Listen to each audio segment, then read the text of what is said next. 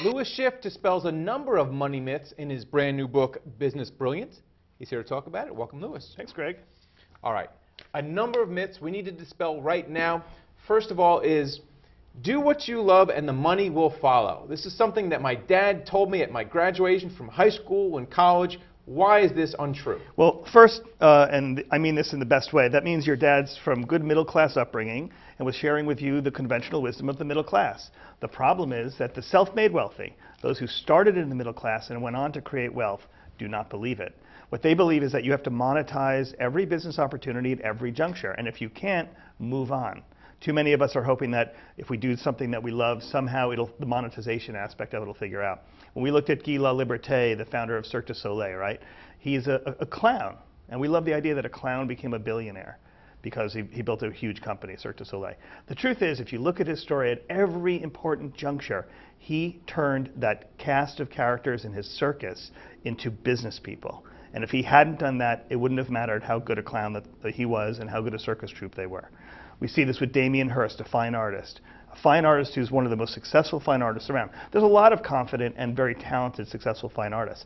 Damien Hirst figured out how to make money doing it. If you do what you love and you don't figure out how to make money, it doesn't matter. Well, clearly Mark Zuckerberg liked going on the internet and liked playing with computers because that's how he made Facebook. But in your book, you say you don't need a big idea to succeed. Facebook was a big idea.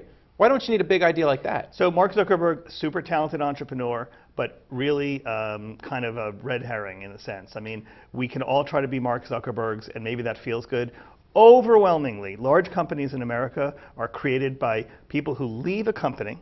They know how to do something, they know the people in that sector, and they go do it in a different way. They do it a little differently, a little faster, maybe a little cheaper. They build companies and they make those into very big companies. That is how wealth is created in America. Little ideas, very well executed, not big ideas.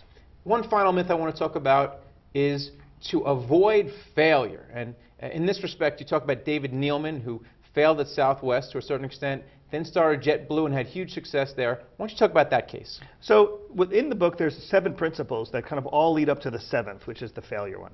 If you are trying to do what you love and follow the money, if you are looking to imitate small ideas and execute well, and don't worry about innovation, on and on and on, all these six concepts, then you get to the 7th, failure.